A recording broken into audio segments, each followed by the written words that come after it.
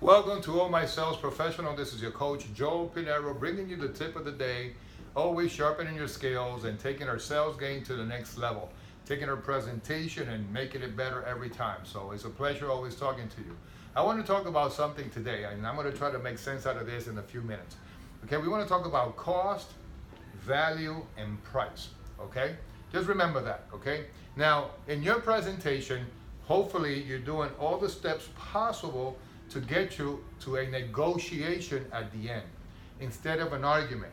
If you're doing the step correctly, right, your trust, you're creating that need, creating that problem, right? You're showing them how you can help the people, and of course, why buy today.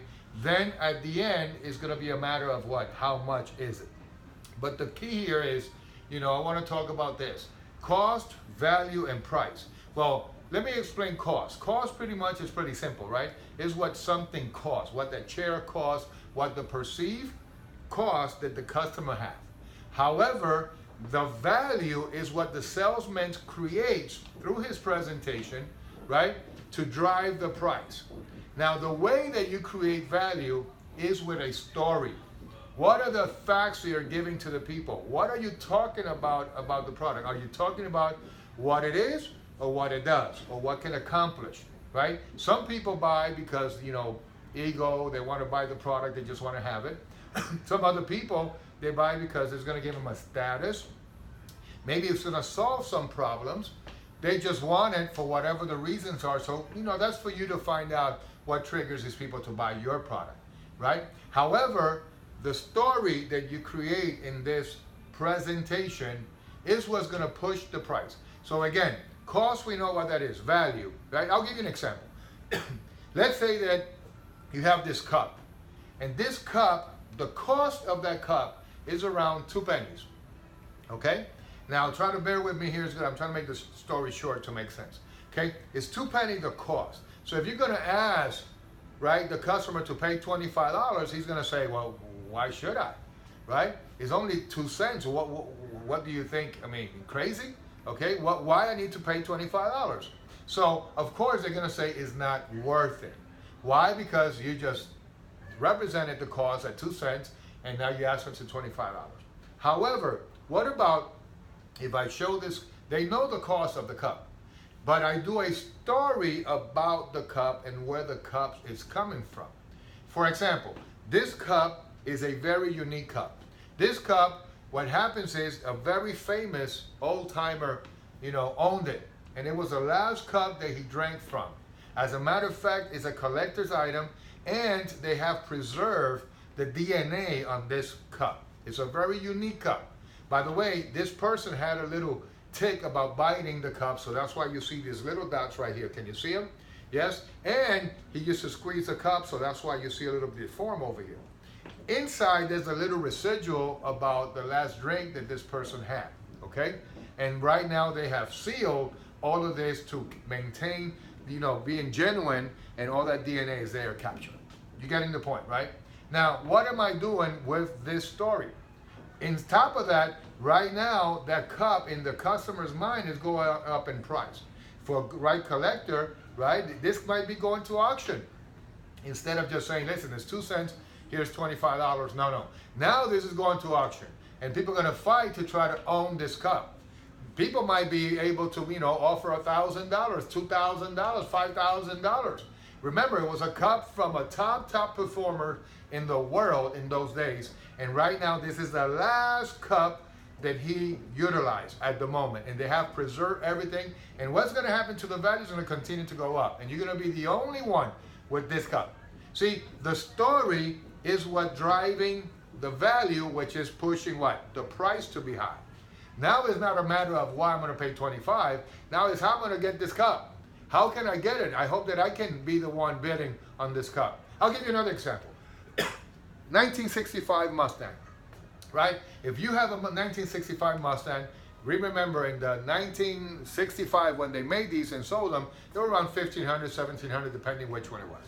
So they have a perceived value of what it is today, right? But you say, listen, I want you to give me $50,000 for this Mustang. Now you show the Mustang, they're gonna say, let me see it, and all of a sudden they start looking at the Mustang and they notice they have a couple of scratches here and there, right? Oh, it's not perfect. Now, guess what the focus is? The imperfection of the Mustang. Why? Because you didn't focus the people in the right information. You didn't tell them a story that is going to justify that. So the people are on their own looking at the Mustang. And yeah, it's beautiful. I'm not sure if it's $50,000 beautiful. But if you, before you show the Mustang, you say, listen, I have a Mustang over here, but let me tell you a little bit about this Mustang because it's a very unique Mustang. It's a special Mustang. So what's special about it? Well, listen, first of all, there's only 250 left in the whole wide world in this condition, original paint. They made thousands of them, but right now that's what's left. Now, second of all, you're gonna see these little scratches, which by the way, in the regular eye will be what? Rust, but no, it's patina. By the way, the scratches is what give the age, right? What confirms the age of the car and the authenticity, because this paint is what? Original paint. So right now, when I do that, and there's more you can say, right? There's a lot of other things. Look at inside, look at outside. However, when I'm gonna show this Mustang, guess what? The people are seeing it through your eyes. And they're looking at the value of the Mustang. By the way, that patina now is good. They don't wanna fix the patina. They don't wanna fix those scratches. Guess what? The price of the story is pushing value and the price up. It might also go to auction, right? You get a couple of people in the room, and right now, it might go. And by the way, because the condition of this car is gonna go around $75,000 to $80,000. But we're doing a deal today, so right now we're willing to let it go for around 68, 70,000. So you're giving a reference, you're giving a story that make the customer focus on the right information. You see? I mean, the cost of making the car, I'm sure, was a lot less than $1,500 in those days. But right now, the story that you have made about the car and the details, now the customer is watching and looking, observing, evaluating based on what you said. And the story is driving that price. Now, that car can go for $75,000, $80,000. Easy. I can go on and on with different stories. Real estate. What's happening around it? What's so special about that house? What's special about location? Location, location, location, right? I mean, so if you don't tell them these things beforehand, they're gonna make up their own conclusions in their head. And now you're gonna fight to justify the price. You're selling a house and it's $300,000, you better have a $600,000 presentation, right? You need to show that house like it's the best thing since sliced bread. Now you gotta back it up. You got to have your documentation. It got to make sense to them. But you cannot just let the people go in because they're going to look at, well, the cost of this, I'm willing to pay. But if you do a story about the location, about the uniqueness, about the antique, about this, all these things, the location, what's coming, what is not coming, right? It's going to stay the same. It's going to be preserved. Guess what? Now the value is going up, and in the customer's head, the price is going to be higher. See? So again, you can be selling cars, you can be selling timeshare, my timeshare friends, my family. Guess what? You have to create value, right? We save lives in timeshare, right? The quality, you're gonna get a lot more, and in some cases, hey, the value is gonna continue going up, so you gotta, if you wanna sell a $50,000 package, you better have a $100,000 presentation in the sequence. If not, you're going to be arguing at the end about how much is it and justifying the price. I hear trainers say, don't justify the price. I agree. I agree. We don't justify the price. We sell the product. We create the value. So when we show the price is what? A great deal. Oh my God, I thought it was more. By the way, if you really want to know how effective you've been with this, listen, once you show everything about the product, ask the customer before you show the price, how much you think it is. You might be surprised when I say, you might be doing it correctly. Because I know there's a lot of sales professionals out there doing this correctly. But a lot of us, right, a lot of salespeople, because I was not like this, right? Guess what? We just show, tell. And then guess what? We don't create value. And at the end, we are sticker shocking the people, right? Listen, why not buy a $50,000, $60,000, $70,000? Why not? But you got to have a high presentation so when they see the price, they go, what a deal. I don't know if I can afford it. I don't know if I have the money, right? That's a different topic. But you need to create a good story. You need to create value so that way the price is up there, okay? If you do this in your presentation, remember, you do your steps, right? And then you bring it to a negotiation. You're going to be excited. You're going to find a way. But if you don't do your presentation and you're just telling, guess what? At the end is an argument. Well, this is $50,000. Well, I mean, you crazy? Well, you know what? Give me your business card. I need to do some research on this. It's $50,000. You see? You created that. But if you do things correctly and you do the story and create urgency, right, and the value, and you use outside forces to create all of that in your story, guess what? People are going to say, wow, how much is it?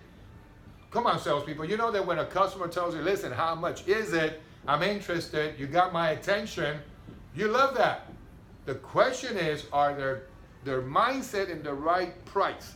See, they should think it's 50. If it's going to sell a $50,000 product, they should think that it's a 75, 80, 100. By the way, I cannot afford it. Sometimes people say no to you, and it's because you created so much value that right now they say, listen, I cannot afford it. But when you show the price, they go, oh my God.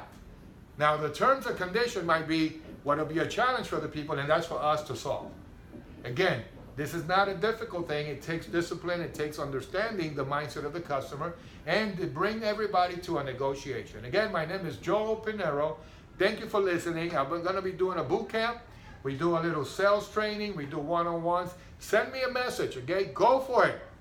Be passionate. No regrets. Always learn. Sharpen your skills. We are professional salespeople. Remember, the customer is going to win at the end, but they need to be convinced. They need to walk out of there that this is a great deal, and that's all up to you.